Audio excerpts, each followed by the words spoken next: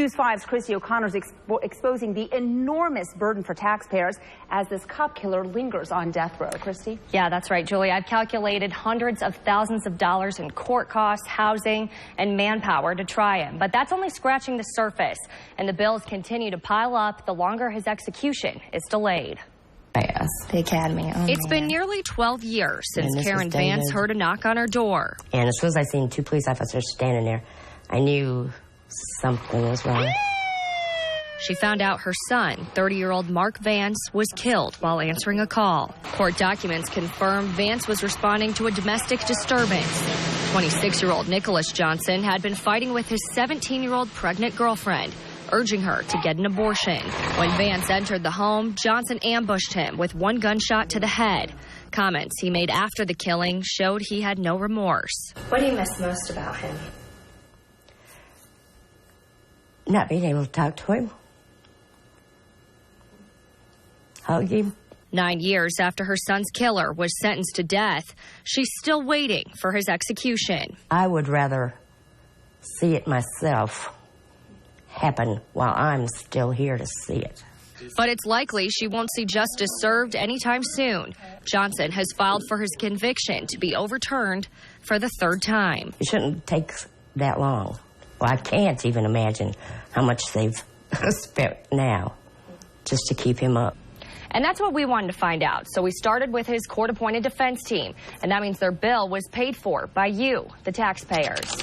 I did some digging and found the experts and investigators they used in the Sullivan County trial cost nearly $118,000. The attorney fees and co-counsel claims added up to nearly $67,000, totaling more than $184,000 taxpayer dollars. And it doesn't stop there. Sullivan County Circuit Court Clerk Tommy Kearns estimates his office spent at the very least $150,000 during the trial. $32,000 went toward the 12 jurors who were sequestered for 17 days. So we had to provide a place for them to stay, food. Plus manpower to document every action involved in the case and sending out hundreds of summons to select the jury. And then there's housing for Johnson. When he was in the Sullivan County Jail, it cost roughly $37.50 a day to house an inmate. He was in the sheriff's custody for about 2.5 years, which adds up to $33,000. But once he was sentenced to death, the price went way up. It cost nearly $110 a day to house a death row inmate, mostly because maximum security offenders require extra supervision. When a death row offender is being transferred from the facility, say to court or to the hospital, it requires a minimum of 3 armed officers in 2 vehicles. So at $109.41 a day for about 9 years, you've paid nearly $380,000 to provide for Nicholas Johnson.